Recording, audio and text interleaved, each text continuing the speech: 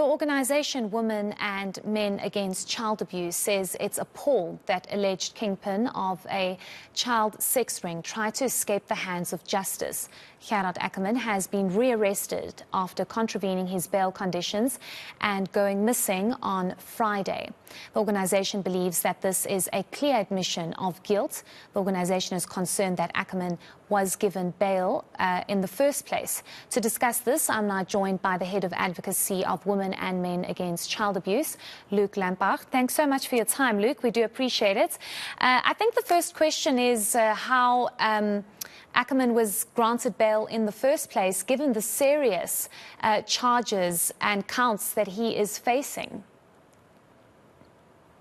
That goes back to a previous case. So Mr. Ackerman has a long criminal history, and he was arrested for a sexual crime against two small boys in the Sandton area and appeared in the Alexandra Magistrates Court, and he was granted bail in that case, which was, despite the fact that he had a whole range of other cases that had been pending or had been finalized previously.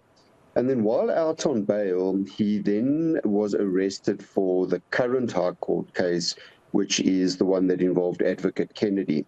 Now, we cannot come up with any other explanation why he got bail in the case involving Advocate Kennedy, other than there was some kind of influence by the powerful Advocate Kennedy to get him bail, because he was already out on bail. Some of these are Schedule 6 offences for which you should prove that there's exceptional circumstances to get bail. None of it was considered. He got bail.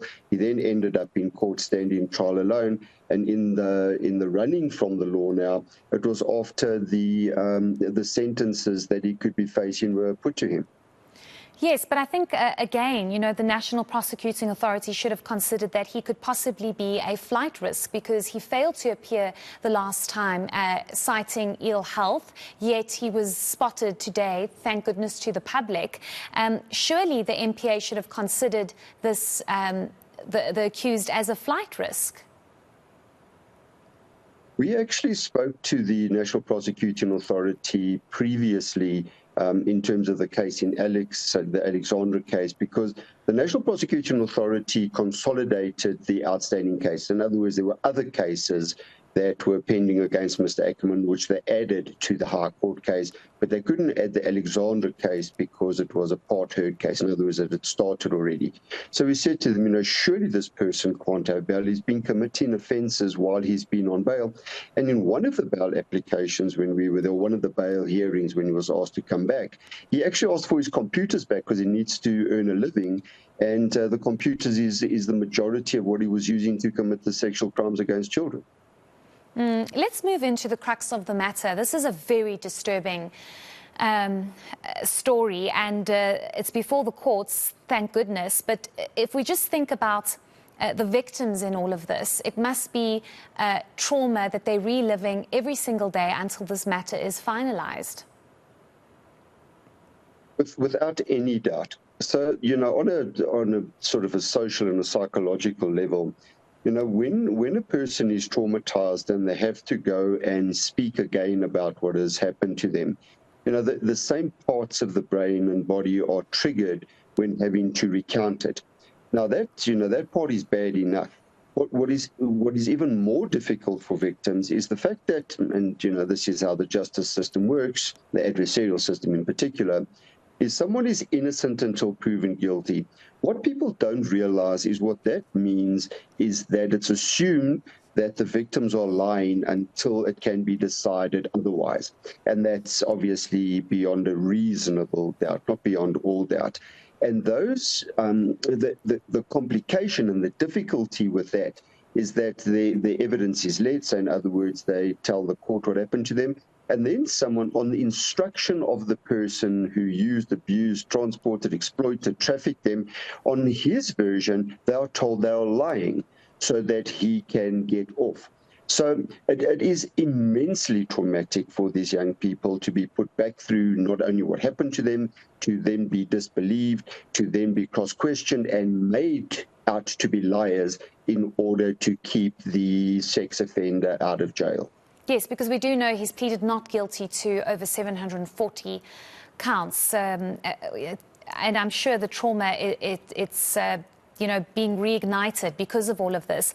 I just want to lastly ask you, Luke, about this particular matter. And I do know that this case stems back to about 2019 to 2021, where it's believed that these offences took place. But are you worried at all as an organisation about how long this matter is taking, especially because we're dealing with young boys in this matter, and they obviously just want this matter to be closed and they want to move on and heal? Are you worried at all, and are you putting any pressure on the NPA? So, COVID caused huge complications in the courts. So we have got a massive backlog. We've then had complications around equipment. We've then had complications around blackouts. I mean, I sat in court and all the lights go off and there's no lights come back on. We're told to come back the next day. In fact, I'm under cross-examination in another case at the moment because there was no power for them to cross-examine me. So we are immensely frustrated, not just, notwithstanding the fact that, the criminal justice system takes time, but with these, these delays that are caused by the systemic failures, from electricity to CCTV cameras. We're going to have to move courts because there's not the camera facilities in the current court we're in. It's really, really, it's diabolical. That having been said, the last point I want to make is that we must recognize that children are afforded certain protections under the law. For example, they can testify by an intermediary in a separate room, which provides them some level of protection.